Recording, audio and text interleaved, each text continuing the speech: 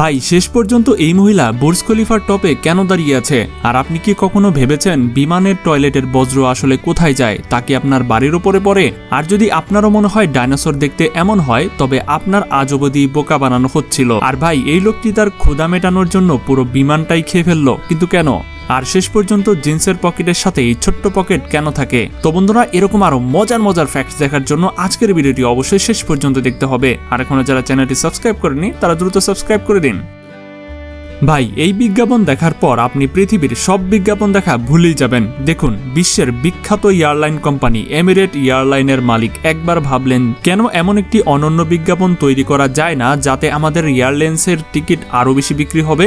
আর তারা এই বিজ্ঞাপনটি শুট করার জন্য নিকোলাস সিমেথ নামের এক মহিলাকে ডাকলেন। আর সেই মহিলা প্রায় 1 মাস ধরে বুর্জ খলিফা ওঠার প্রশিক্ষণ নিচ্ছিল। তারপর আগস্ট 2020-এ এই মহিলাকে বুর্জ খলিফার টপে ওঠানো হয়, যার উচ্চতা মাটি থেকে প্রায় 828 মিটার। এই তথ্যটি সংরক্ষিত, তাই এদিক সেদিক ভুল ত্রুটি থাকতে পারে। আর এই মহিলার টপে দাঁড়ানোর সাথে সাথেই তার পেছন দিয়ে একটি এমিরেটস প্লেনকে পাস করানো হয়, যার দৃশ্য ছিল এরকম। এখন আপনাদের মধ্যে কেউ কেউ বলবেন, ভাই এই মহিলার কি ভয় লাগে না? ভাই দেখুন, স্বাভাবিকভাবেই ভয় লাগবে, কিন্তু আমি আপনাদের বলি এই মহিলা একজন পেশাদার স্ট্যান্টম্যান। সে এই বিজ্ঞাপন ছাড়াও আরও অনেক বিপজ্জনক বিজ্ঞাপন করে এসেছে ইতিপূর্বে। আর সাথে তার একজন পেশাদার স্কাই ডাইভারও থাকে, যে তাকে হেলিকপ্টার থেকে গাইড করে। ভাই দেখেই তো আমার গা ছমছম করছে, কিন্তু এই মহিলার জন্য একটা তো লাইক দেওয়াই উচিত ভিডিওতে। কি বলেন আপনারা? এখনও পৃথিবীতে এমন অনেক জিনিস আছে যা বিজ্ঞানীরাও পুরোপুরি অন্বেষণ করতে পারেনি। তার মধ্যে একটি হলো মহাসাগর। আপনার মনে কখনো না কখনো নিশ্চয়ই এসেছে যে শেষ পর্যন্ত সমুদ্র কত গভীর। শুনতে যতটা ভয়ঙ্কর লাগে আসলেও তাই, কারণ আজও বিজ্ঞানীরা এটি পুরোপুরি অন্বেষণ করতে পারেনি। আর আমি আপনাদের বলি, এর আসল গভীরতা আমাদের মানুষের কল্পনার চেয়েও বহুগুণ বেশি ভয়ঙ্কর। আর শুধু গভীরতা নয়, এখন পর্যন্ত যাত্রাই রোমাঞ্চকর জাগানোর জন্য যথেষ্ট। তাহলে সবচেয়ে উপরের স্তরে শুধু ডলফিন, কচ্ছপ, জেলিফিশ আর সাধারণ মাছ পাওয়া যাবে। কিন্তু একটু নিচে নামুন, 100 মিটারের নিচে। এখানে কিছু বিপজ্জনক প্রাণী পাওয়া যায়, যেমন স্টিংরে, বুল শার্ক এবং কিলার হুয়েল। আর 332 মিটার নিচে পৌঁছানোর পর আপনি সমুদ্রের সেই কোণে পৌঁছাবেন যেখানে একজন মানুষ একা স্কুবা ডাইভিং করছিল। তারপর 600 মিটার নিচে নামলে আপনি জাপানি স্পাইডার ক্র্যাব দেখতে পাবেন, যা বিশ্বের সবচেয়ে বড় কাঁকড়াদের মধ্যে একটি। কিন্তু আসল ভয় শুরু হওয়ার এখনও বাকি, কারণ 1000 মিটার নিচে পৌঁছানোর পর আপনি পৌঁছে যাবেন মিডনাইট জোনে, যেখানে সূর্যের একটি রশ্মিও পৌঁছায় না। চারিদিকে শুধু কালো অন্ধকার। আর এখানেই আপনি পাবেন গবলিন শার্ক। এটি এমন একটি প্রাণী যা প্রায় 12 কোটি বছর ধরে পৃথিবীতে বসবাস করে আসছে। তো বন্ধুরা, এরকম গভীরতার সমুদ্র সম্পর্কে আপনি কি ইতিপূর্বে জানতেন? কমেন্টে জানাতে পারেন। কখনো ভেবেছেন বিমানের বজ্র আসলে কোথায় যায়? মানে আমরা বিমানে যে মলত্যাগ করি তা কি বিমানের নিচ দিয়ে ফেলে দেওয়া হয়? আচ্ছা, এমনটা কিন্তু মোটেও নয়। যদি তা হয় তবে আকাশ থেকে শুধু পায়খানার বৃষ্টি হতো। দেখুন, প্লেনে একটি ভ্যাকুয়াম সিস্টেম থাকে যা আপনার বজ্র পায় 480 কিলোমিটার প্রতি ঘন্টা বেগে ভেতরের দিকে টেনে নেয়। আর প্লেনের ভেতরে এই বজ্র সংরক্ষণের জন্য একটি ট্যাঙ্কও থাকে, যা প্রায় 150 থেকে 200 লিটার পর্যন্ত ধারণ করতে পারে। আর এই বজ্র টেক অফ এবং ল্যান্ডিংয়ের সময় পরিষ্কার করে ফেলে দেওয়া হয়। তবে অনেকে ধারণা করেন কখনো কখনো প্লেন থেকে ঝরে যাওয়া টয়লেট বজ্র পরে কারো বাড়ির ছাদ ভেঙে দিতে পারে। ভাই শুনতে খুব নোংরা এবং বিপজ্জনক মনে হচ্ছে, কিন্তু এটি কি আসলেই সম্ভব? এই বিষয়টি জানতে বিশেষজ্ঞরা পাইলটকে প্রশ্ন করেছিলেন যে প্লেনে কি এমন কোনো বাটন থাকে যা দিয়ে হাওয়াই টয়লেট বজ্র ফেলে দেওয়া যায়?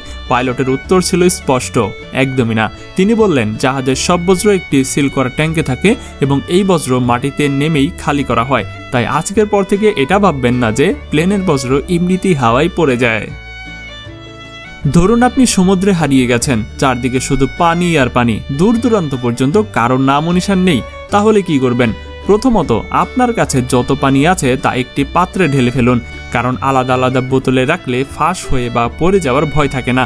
আর এক জায়গায় রাখলে আপনি তার ট্র্যাক এবং সিল করতে পারেন। আর যদি ধরে নিই আপনার কাছে পরিষ্কার পানি নেই, তাহলে একটি খালি ডিব্বা বা বোতল কেটে নৌকার কিনারায় বেঁধে দিন। যাতে বৃষ্টির পানি তাতে জমা হয়। আর হ্যাঁ, একটি কথা মনে রাখবেন, মাছ ধরা বা অকারণে পরিশ্রম করে আপনার শক্তি নষ্ট করবেন না। কারণ সহজ কথা, না খেয়ে কয়েক সপ্তাহ চালানো যায়, কিন্তু আপনার শক্তি শেষ হয়ে গেলে কয়েকদিনের মধ্যেই আপনার গেম ওভার হয়ে যাবে। এরপর আপনার কাছে যা কিছু আছে তা ভালোভাবে সংরক্ষণ করুন, কারণ সমুদ্রে কোনো কিছু হারিয়ে গেলে তা ফিরে পাওয়া যাবে না। এমনকি আবর্জনাও আপনার কোনো না কোনো কাজে লাগতে পারে। আর হ্যাঁ, নিজেকে রোদ, বৃষ্টি এবং বাতাস থেকে বাঁচিয়ে রাখুন, কারণ এগুলো ক্ষুধার চেয়েও দ্রুত প্রাণ নিতে পারে। আর যদি এই পানি আপনার কোনো আঘাতের সংস্পর্শে আসে তবে তা আরও বেশি ক্ষতি করবে। আর সবশেষে নিজের কাছে সাহায্যের ডাকার ব্যবস্থা করুন, যেমন কোনো চকচকে জিনিস, চশমা, ডিব্বা বা আয়না ব্যবহার করুন। যদি ভাগ্য ভালো থাকে তাহলে কোনো না কোনো জাহাজ আপনাকে দেখে ফেলবে এবং আপনার প্রাণ বাঁচিয়ে নেবে। ভাই, এই লোকটি তার ক্ষুধা মেটানোর জন্য পুরো প্লেনটাই খেয়ে ফেললো, কিন্তু কেন? সে কি রাক্ষস? দেখুন, এর নাম ছিল মিশেল লোটিতো। একবার ছেলেবেলায় সে ভুল করে একটি কাঁচ খেয়ে ফেলেছিল। হ্যাঁ, একটি কাঁচ। এবং জানেন কি, কাঁচ খেয়েই তার খুব মজা লাগতে শুরু করলো। আর তখন সে বুঝতে পারলো এই সুপার পাওয়ার আছে তার ভেতরে, যে সে পৃথিবীর যে কোনো জিনিস খেতে পারে। তারপর সে একটু একটু লোহাও খেয়ে দেখলো, আর আশ্চর্যের বিষয় হলো লোহাও তার পেটে নাকি হজম হয়ে যেত। তারপর সে একজন লোকের সামনে বসে সাইকেল, টিভি, কম্পিউটার, চশমা এবং রাবার সবকিছু খেয়ে দেখলো। আর এত কিছু খাওয়ার পর তার কিছুই হয়নি। ভাই, এটা কি মানুষ নাকি রাক্ষস? আচ্ছা, ডাক্তার যখন তাকে পরীক্ষা করলেন তখন জানা গেল যে তার একটি বিরল অবস্থা আছে। এই অবস্থা যা হয় তা হলো মানুষের পেট অন্যান্যদের তুলনায় অনেক বড় হয় এবং পেটের অ্যাসিডও অনেক বেশি শক্তিশালী হয়, যা যে কোনো জিনিসকে সহজেই হজম করে ফেলতে পারে। আর তখন সে তার জীবনের 2টি বিছানা, 6টি ঝাড়বাতি, 7টি টিভি সব খেয়ে ফেলেছিল নাকি। তারপর তার মনে হলো এসব জিনিসে নাকি লবণ কম, তাই সে সরাসরি বিমান খেতে লাগলো। আর সে পুরো 2 বছরের মধ্যে একটি জাহাজও খেয়ে ফেললো এবং ঢেকুরও তুললো না। বাই দ্য ওয়ে, এসবের কিন্তু তার বিশ্ব রেকর্ডও আছে।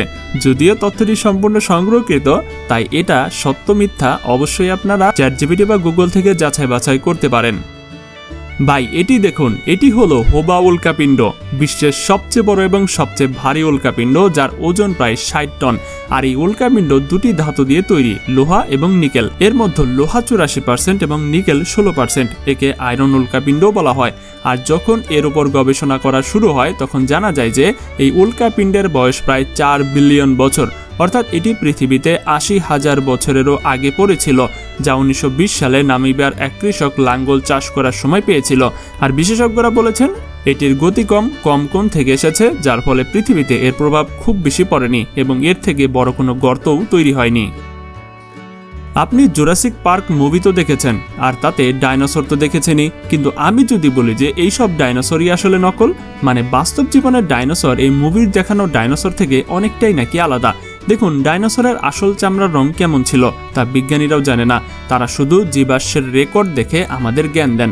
যেমন জুরাসিক পার্ক মুভিতে ভেলোরিসেপ্টর ডাইনোসরকে একরকম শিকারি পাখির মতো দেখানো হয়েছে, যার চামড়া কুমিরের মতো, কিন্তু এটাও মিথ।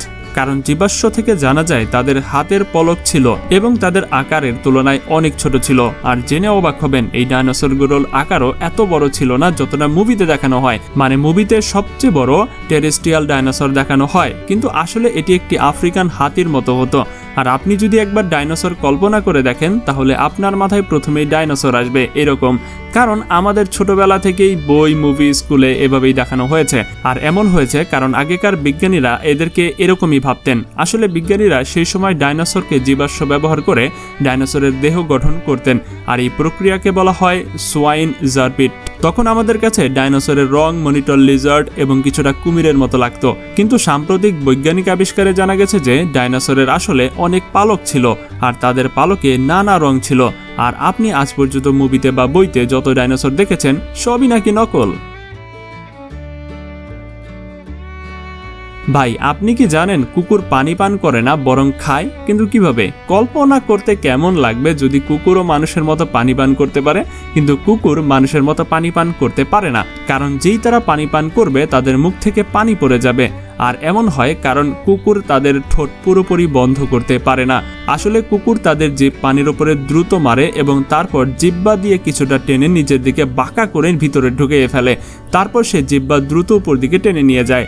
আর এতে যা হয়, যখন জিভ পানির উপরে আঘাত করে বাঁকা হয় তখন পানির একটা ঢেউ উপরে দিকে ধাক্কা দেয়, ফলে কুকুর দ্রুত পানির ধাক্কাকে নিজের ভিতরে টেনে নেয়। আর এই প্রক্রিয়া চলতে থাকে যতক্ষণ না তার তৃষ্ণা মেটে। তাই স্পষ্ট বোঝা যায় কুকুর পানি পান করে না, বরং খায়।